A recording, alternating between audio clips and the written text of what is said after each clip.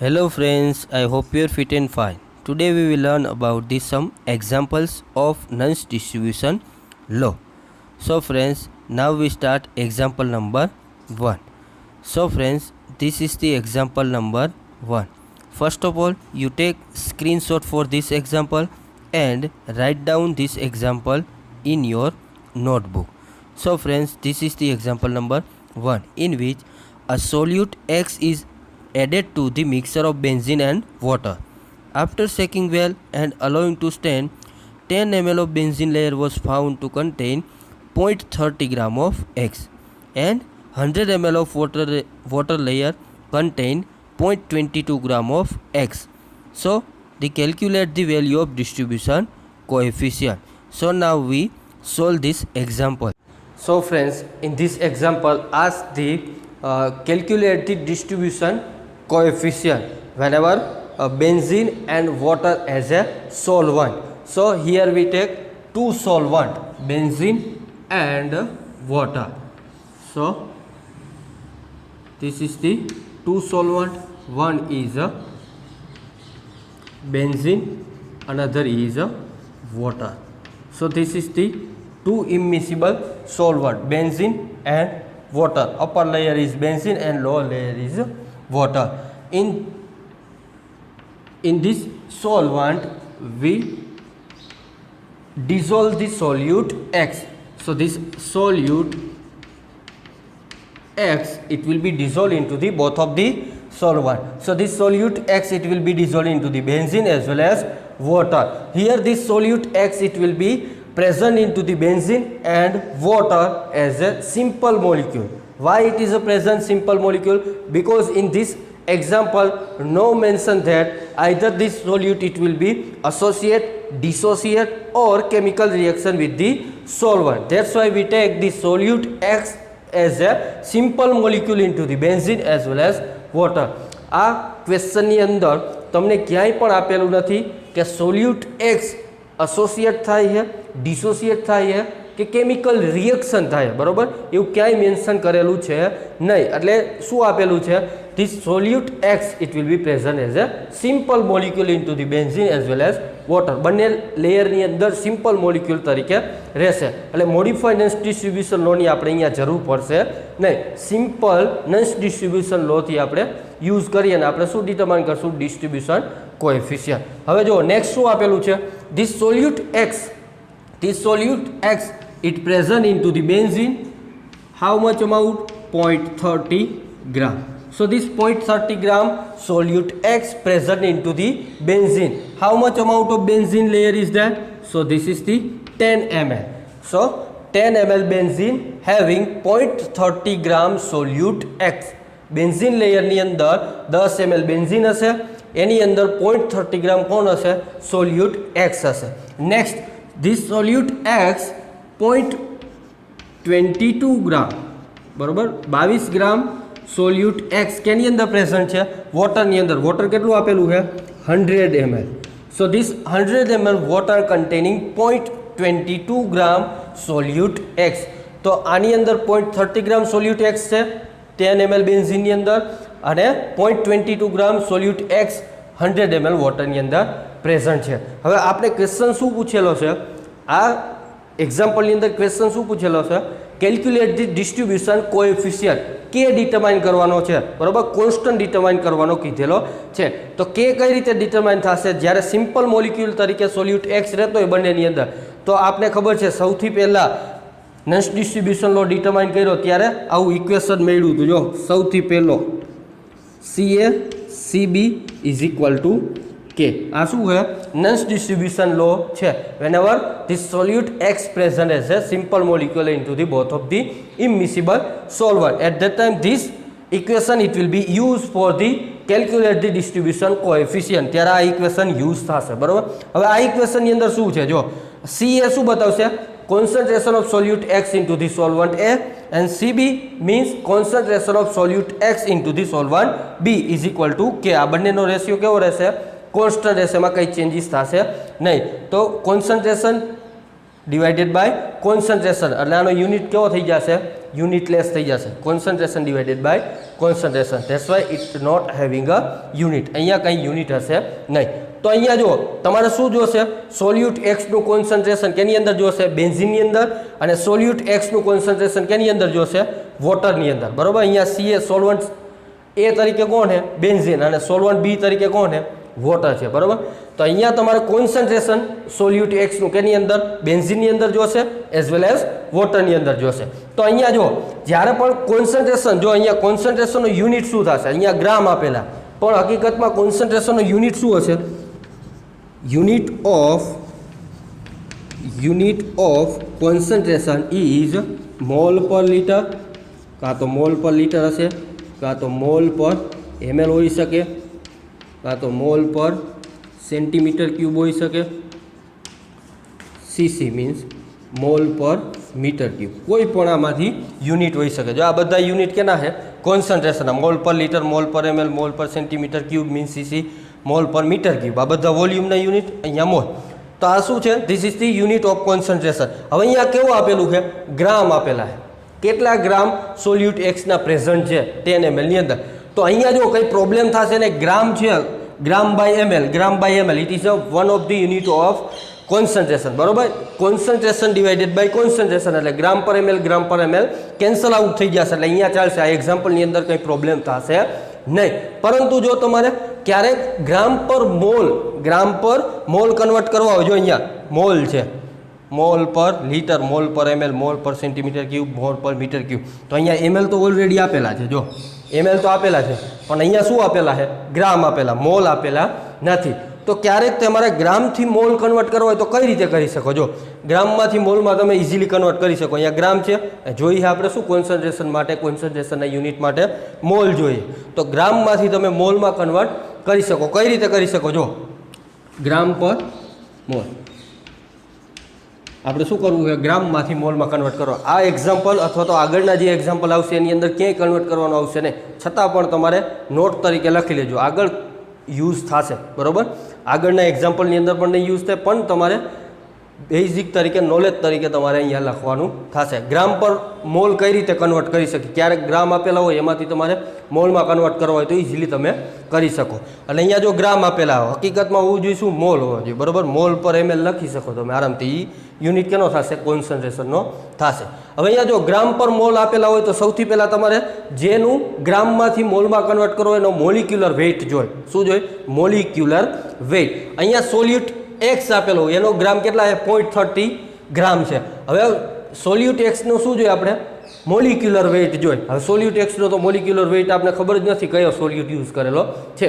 માનો કે આપણે એક એક્ઝામ્પલ તરીકે લઈ લઈએ, અહીંયા સોલ્યુટ એક્સ નથી આપેલો, માનો કે સોલ્યુટ I2 આપેલો, I2 બેન્ઝિનની અંદર પણ સોલ્યુબલ થશે, વોટરની અંદર પણ સોલ્યુબલ થશે. બરાબર. તો માનો કે હવે અહીંયા I2 આપેલો હોય તો ગ્રામમાંથી મોલમાં કઈ રીતે કન્વર્ટ થાય. માનો કે I2 આપેલો હોય તો આટલા જ ગ્રામ, 0.30 ગ્રામ I2 કેની અંદર, બેન્ઝિનની અંદર માનો કે પ્રેઝન્ટ છે, અને 0.22 ગ્રામ I2 કેની અંદર, વોટરની અંદર પ્રેઝન્ટ છે, એમ માનીને આપણે ચાલી પછી એનું કોન્સન્ટ્રેશન ફાઇન્ડ આઉટ કરી. બરાબર. તો અહીંયા ગ્રામ પર મોલ છે તો આપણે શું જોશે, મોલિક્યુલર વેઇટ કેનો, સોલ્યુટ I2 નો. બરાબર. તો જે I2 ને આપણે કોન્સન્ટ્રેશનના યુનિટમાં કન્વર્ટ કરી શકીએ. તો I2 નો મોલિક્યુલર વેઇટ શું થશે, 253.8 ગ્રામ પર મોલ. આનો શું છે, મોલિક્યુલર વેઇટ છે હાલ I2 નો. બરાબર. 253.8 ગ્રામ પર મોલ. ગ્રામ પર મોલ મીન્સ શું થશે, this is the unit of molecular weight. આ મોલિક્યુલર વેઇટ છે ગ્રામ પર મોલ. હવે તમે એમ કહેશો ગ્રામ પર મોલ મીન્સ શું થશે, મોલ મીન્સ શું થશે, 1 mole is equal to 6.022 × 10⁻23 particles. બરાબર. This is the Avogadro number, 6.022 multiply with 10⁻23 particles is equal to 1 mole, આને શું કહેવાશે, એવોગેડ્રો નંબર કહેવાશે. આટલા પાર્ટિકલ કોઈ પણના ભેગા કરો એટલે શું બની જાય, 1 મોલ બની જાય. એનો વેઇટ કરો એટલે શું બની જાય, મોલિક્યુલર વેઇટ. એટલે 1 મોલ I2 નો અહીંયા શું પર મોલ છે, એટલે 1 મોલ I2 નો વજન કેટલો છે, 253.8 ગ્રામ છે. કેનો, I2 નો. તો મોલિક્યુલર વેઇટ શું બતાવશે, 1 મોલનો વજન બતાવે છે. 1 મોલનો વજન કેટલા ગ્રામ આપેલો 253. હવે 1 મોલ મીન શું થશે તો કે I2 ના કેટલા પાર્ટિકલ ભેગા કરવાના, I2 ના કેટલા પાર્ટિકલ ભેગા કરવાના 6.022 10⁻23 એટલા પાર્ટિકલ ભેગા કરવાના એટલે શું બને 1 મોલ બને. ઈ 1 મોલનો વેઇટ કરશો એટલે કેટલો વેઇટ થશે 253.8. તો એનો મોલિક્યુલર વેઇટ કેટલો થઈ જાય ગ્રામ પર મોલ. હજી તમને મોલિક્યુલર વેઇટમાં ન સમજાણું હોય તો હજી એક એક્ઝામ્પલ આપું. આપણે NaOH લઈ લે બરાબર. NaOH નો મોલિક્યુલર વેઇટ કેટલો છે 40 ગ્રામ પર મોલ. NaOH નો મોલિક્યુલર વેઇટ કેટલો થશે 40 ગ્રામ પર મોલ. તો 40 ગ્રામ પર મોલ મીન શું થશે તો કે 1 મોલ NaOH નો વજન કેટલો થાય 40 ગ્રામ થાય. 1 મોલ મીન શું થશે તો કે NaOH ના કેટલા પાર્ટિકલ ભેગા કરવાના એવોગેડ્રો નંબર બરાબર 6.022 મલ્ટીપ્લાય વિથ 10⁻23 પાર્ટિકલ એટલા ભેગા કરવાના. કેના NaOH ના એટલા પાર્ટિકલ ભેગા કરવાના. એનો વેઇટ કરો એટલે શું થઈ ગયું 1 મોલનો વેઇટ થઈ ગયો. સમજાય કે નહીં? તો એનો વેઇટ કેટલો થશે 40 ગ્રામ થશે. કેનો વેઇટ NaOH નો. સમજાય કે નહીં? 6.022 10⁻23 NaOH ના પાર્ટિકલ ભેગા કરો એટલે 1 મોલ બને. એનો વજન કરો એટલા પાર્ટિકલ ભેગા કરી એટલે વજન NaOH નો થશે 40 ગ્રામ. તો આ મોલિક્યુલર વેઇટ છે. તો હવે જો અહીંયા તમને મોલિક્યુલર વેઇટ આપેલો કેટલો I2 નો 253.8 ગ્રામ પર મોલ બરાબર. આટલો વેઇટ તમને કેટલો મોલિક્યુલર વેઇટ આપેલો છે I2 નો. તો હવે I2 ને ગ્રામમાંથી કેમાં કન્વર્ટ કરવા મોલમાં. તો 1 મોલનો વજન કેટલો થાય આટલા ગ્રામ. તો આપણે ગ્રામ આપેલા તો શું થશે 253.8 gram is equal to 1 mole. So 0.30 gram how much amount of how many gram of I2 બરાબર. તો અહીંયા શું થશે 253.8 ગ્રામ I2 નો કેટલા મોલ થશે 1 મોલ થશે બરાબર. ત્રિરાશિ મૂકી આપણે બીજું કંઈ છે નહીં. 253.8 ગ્રામ I2 એ કેટલા મોલ થાય 1 મોલ થાય. તો અહીંયા કેટલા ગ્રામ આપેલા માનો કે 0.30 ગ્રામ બરાબર. તો 0.30 ગ્રામ I2 હાઉ મેની મોલ બરાબર. તો શું કરવાનું 0.30 મલ્ટીપ્લાય વિથ 1 મોલ. જો આપણે કરી 0.30 gram multiply with 1 mole divided by 253.8 gram. હવે શું થાય જો ગ્રામ ગ્રામ શું થઈ જશે કેન્સલ આઉટ થઈ જશે. હવે જે અહીંયા જવાબ આવશે બરાબર. અહીંયા જે જવાબ આવે શું થઈ જશે કેમાં જવાબ આવશે ગ્રામ ગ્રામ કેન્સલ એટલે જે જવાબ મળી કેમાં મળે મોલમાં મળે. તો ગ્રામ આપેલા હોય એમાંથી મોલમાં કન્વર્ટ કરવા માટે શું જોશે તમારે મોલિક્યુલર વેઇટ. મોલિક્યુલર વેઇટ હોય એટલે એ મોલિક્યુલર વેઇટ શું બતાવે 1 મોલનો વજન બતાવે. તો 1 મોલનો વજન I2 નો 253 થાય. તો 253 ગ્રામ I2 એ 1 મોલ. તો આપણે કેટલા ગ્રામ આપેલા છે 0.30 ગ્રામ એ કેટલા આ મલ્ટીપ્લાય વિથ આ કરશો ડિવાઇડેડ બાય 253 મોલિક્યુલર વેઇટ કરશો એટલે તમને મળી જશે મોલ બરાબર. કેટલા મોલ છે સમજાય કે નહીં? તો આ તમારે શું કરવાનું નોટ તરીકે લખી લેવાનું થશે. હકીકતમાં આપણે અહીંયા કંઈ મોલ પર લીટર લેવાની જરૂર નથી પણ એઝ પર યોર નોલેજ બરાબર. તમારા નોલેજ માટે આ તમારે નોટ તરીકે બધું લખવાનું થશે. અહીંયા સુધી આટલું બધું નોટ તરીકે લખી નાખો. પછી આપણે એક્ઝામ્પલ જોઈએ બરાબર.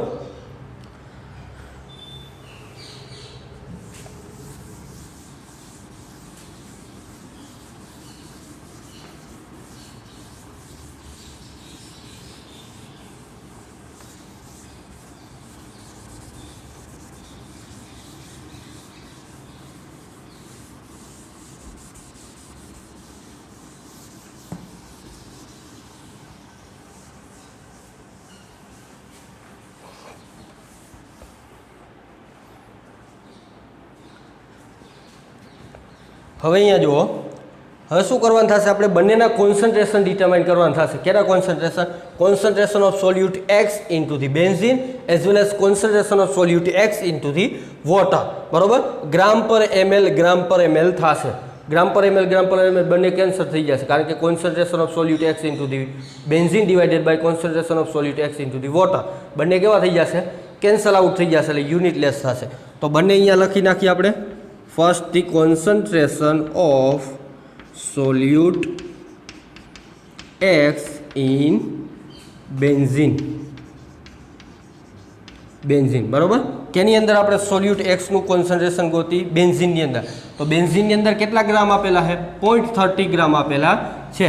કેટલા ml બેન્ઝીન છે 10 ml બેન્ઝીન છે. તો અહીંયા શું થઈ જશે 30 ગ્રામ ડિવાઇડેડ બાય 10 ml શું થઈ જશે બેન્ઝીન બરાબર તો અહીંયા શું થઈ જશે તમારે જવાબ કોન્સન્ટ્રેશનનો શું મળશે 0.013 ગ્રામ પર ml બરાબર કોન્સન્ટ્રેશન સોલ્યુટ એક્સનું બેન્ઝીનની અંદર કેટલું મળ્યું 0.013 ગ્રામ પર ml આટલું કોન્સન્ટ્રેશન કેનું આવ્યું સોલ્યુટ એક્સનું કેની અંદર બેન્ઝીનની અંદર બરાબર નેક્સ્ટ આપણે જોઈએ હવે શું ગોતી concentration of solute x in water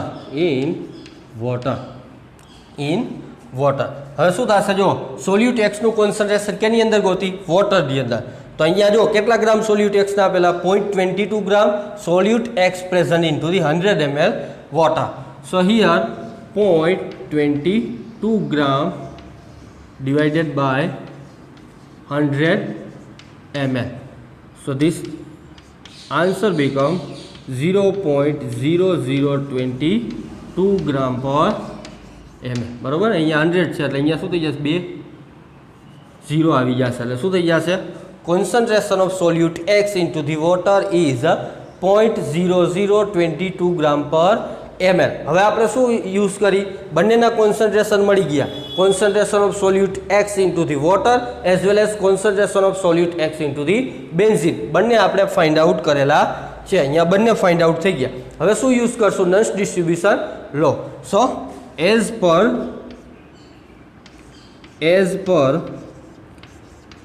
distribution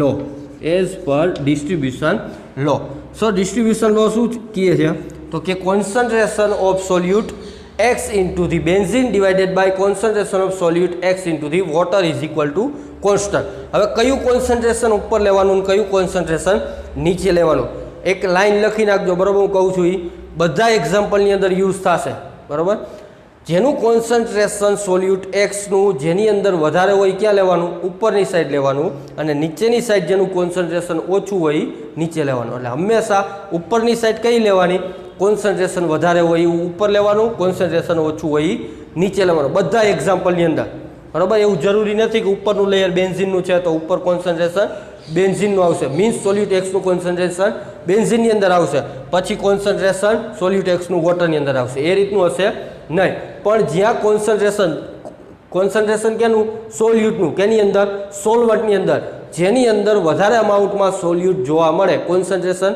વધારે જોવા મળે ક્યાં લેવાનું ઉપરની સાઈડ લેવાનું અને નીચેની સાઈડ કોનું લેવાનું કોન્સન્ટ્રેશન ઓછું હોય મીન્સ સોલ્યુટનું કોન્સન્ટ્રેશન જેની અંદર ઓછું હોય ક્યાં લેવાનું નીચેની અંદર નીચે લેવાનું થશે તો અહીંયા કોન્સન્ટ્રેશન કેટલું જો સોલ્યુટ એક્સનું બેન્ઝીનની અંદર કેટલું છે 0.013 ગ્રામ પર ml અને અહીંયા કેટલું છે કોન્સન્ટ્રેશન 0.0022 ગ્રામ પર ml આ બંનેની અંદરથી મોટું કોણ થશે તો ક્યાં સોલ્યુટ x concentration of solute x in benzene વધારે થશે તો આ ક્યાં લેશું ઉપરની સાઈડ અને નીચેની સાઈડ શું લખશું સોલ્યુટ x concentration of solute X into the water કારણ કે આ કેવું છે નાનું છે અને આ ટર્મ કેવી છે મોટી એટલે મોટી ટર્મ હંમેશા ક્યાં લખવાની થશે ઉપર લખવાની થશે તો concentration of solute X into the benzene અહીંયા લખી concentration of solute X into the water તો જવાબ મળી જશે શું મળી જશે 5.9 જવાબ કેટલો મળશે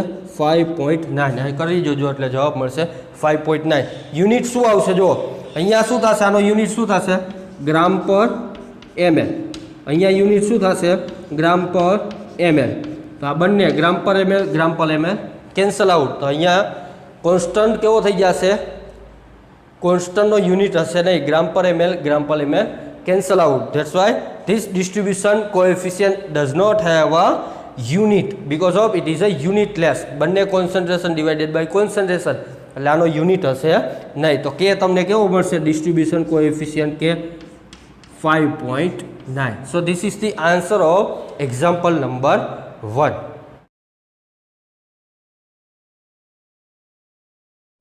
so this is the example for your homework please take screenshot for this homework example and write down in your notebook so I give one hint for this example. આ એક્ઝામ્પલની અંદર તમને પાર્ટીશન કોએફિશિયન્ટની વેલ્યુ ડિટરમાઇન કરવાની કીધેલી છે. Partition coefficient means distribution coefficient, because partition coefficient it is also known as distribution coefficient, means કે તો આની અંદર તમને ટોટલ 3 પાર્ટીશન કોએફિશિયન્ટની વેલ્યુ મળશે. હવે આ ત્રણેય પાર્ટીશન કોએફિશિયન્ટની વેલ્યુની તમારે એવરેજ ફાઇન્ડ આઉટ કરવાની થશે. જે એવરેજ મળે એ તમારો ફાઇનલ આન્સર થશે. હવે જે ફાઇનલ આન્સર મળે એ તમારે કોમેન્ટ બોક્સની અંદર કોમેન્ટ કરવાની થશે. બધાએ ફરજિયાત કોમેન્ટ બોક્સની અંદર આન્સર તમારો કોમેન્ટ કરવો. કોમેન્ટ કઈ રીતે કરવી? તો સૌથી પહેલાં તમારી સરનેમ લખવાની, પછી તમારું નામ લખવાનું, એના પછી એક્ઝામ્પલ નંબર 2 લખવાનું, એના પછી તમારો આન્સર લખવાનો થશે.